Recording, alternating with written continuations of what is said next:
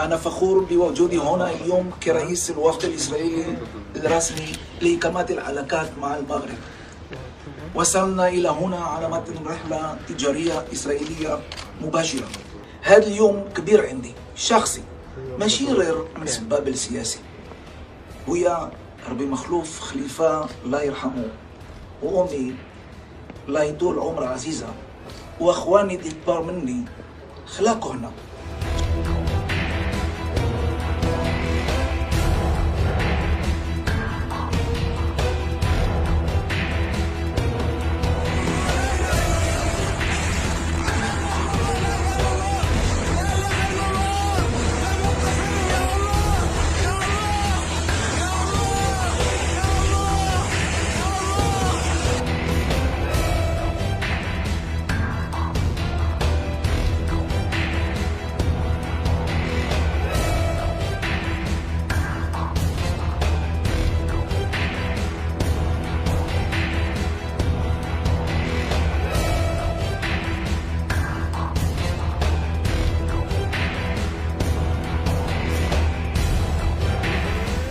الضحية مغربية مغاربة، وكذلك المشتكى بهم لهم الجنسية الثانية اللي هي الجنسية المغربية.